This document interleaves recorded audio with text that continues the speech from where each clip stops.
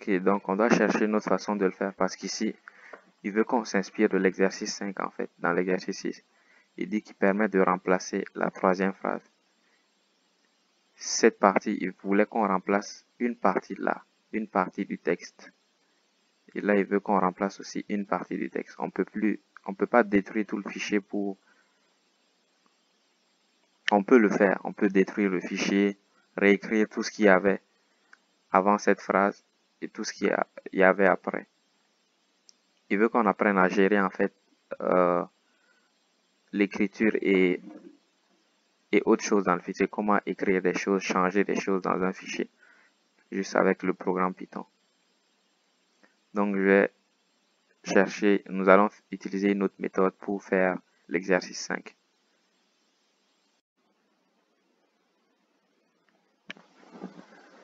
L'exercice numéro 6 maintenant, il me demande de remplacer la troisième ligne par la phrase « Désolé, le contenu de cette ligne a changé ».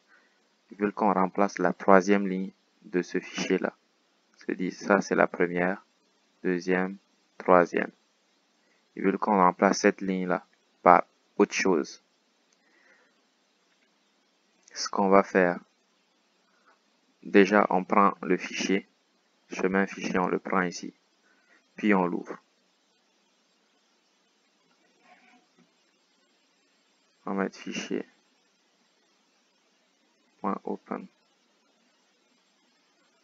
.open, chemin fichier, virgule, et ici, on veut ouvrir. En fait, on veut lire le fichier. Ce qu'on veut, c'est lire. On va prendre toutes les lignes du fichier. Ce qu'on va faire, c'est qu'on va prendre toutes les lignes du fichier. Puis, on va créer un autre fichier du même nom et on va coller les lignes. Sauf que dans le fichier qu'on va créer, on va changer cette ligne-là. C'est ce qu'on va faire. On veut lire. Et là, je vais prendre un tableau. Je vais dire soit ligne. On va appeler ça ligne. Le tableau. Puis, on va mettre fichier .read lines. Read lines permet de lire toutes les lignes du fichier. Ça va lire toutes les lignes du fichier et le mettre dans un tableau. Chaque ligne sera un élément du tableau.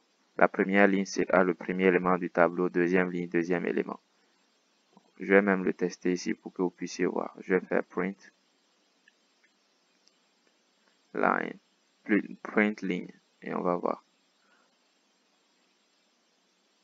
Nope.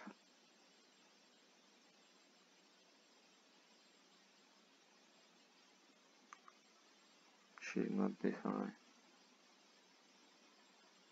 Oh, fichier égal à open. Pas point open. Fichier égal à open. Voici.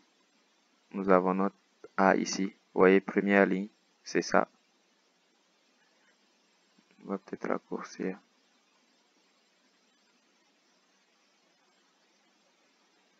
La première ligne sera simplement je fais. On va l'exécuter. Voici la première ligne, je fais. Le /n, ça veut dire on saute une ligne. Puis on saute une ligne. Deuxième ligne, c'est ça. Troisième ligne, quatrième ligne. Vous voyez ici, chaque ligne est un élément du tableau. Ce qu'on va faire par la suite, puisqu'on a toutes ces lignes-là, on va refaire fichier. On va faire fichier cette fois. Mais ici, on va faire write. Maintenant, on va écrire. On a pris toutes les lignes. On veut remplacer la troisième ligne. Ceci est très simple. On va faire fichier write. Puis, on va parcourir. En fait, on va parcourir lines for e in range. On va parcourir notre ligne de 0 jusqu'à ligne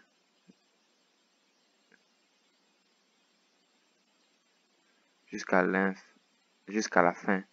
On va parcourir le tableau du début. On va pas le parcourir du début jusqu'à la fin. On va le parcourir. Oui, on va parcourir du début jusqu'à la fin, mais on va pas faire exactement tout. Je vais vous montrer ce que j'entends par ça. On va parcourir le tableau. Mais l'élément à la position 3, on ne va pas l'écrire. On va écrire tous les éléments dans le tableau, sauf... et celui à la position 3, on va mettre un autre en fait. On va mettre if i, si i est différent. Vous voyez, parce qu'ici, il est remplacé à la troisième ligne. Troisième ligne, c'est 2. Parce qu'on commence à 0. 0, 1, 2. Ici, 0, 1, 2. C'est lui le troisième élément. 1, 2, 3, si on compte. C'est lui le troisième élément, c'est lui qu'on veut changer. Donc, on met si i différent de 2.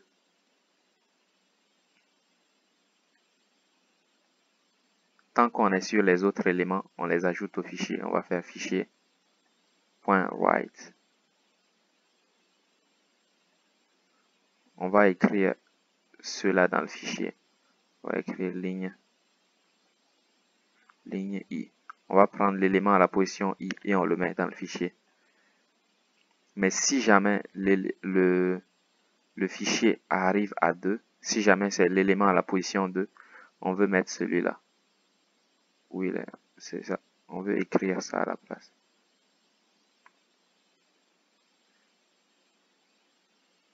Hop, on veut écrire lui. On va écrire fichier.write L. On dit, ce que je dis ici, c'est qu'on parcourt tous les éléments de notre tableau qu'on vient de voir. Et on ouvre le fichier en mode writing. Ça veut dire qu'on va détruire l'ancien fichier et on va prendre un nouveau fichier du même nom, qui a exactement le même nom. Et ce fichier-là,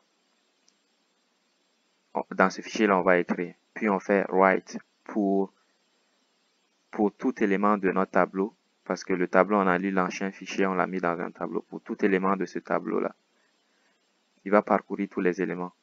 Pour le premier élément, il va le mettre. Le deuxième, il va le mettre.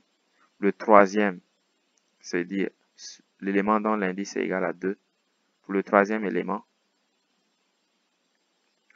il va écrire ça. Il va écrire cette ligne-là. Et il va enchaîner avec les autres. Cette ligne-là, on doit mettre /n à la fin pour qu'il aille à la ligne suivante. Il va écrire cette ligne, puis il va faire le reste pour les autres. Et il va fermer le fichier. On va voir maintenant ce qui se passe. Si on fait ça, voici ce qu'il y a dans le tableau.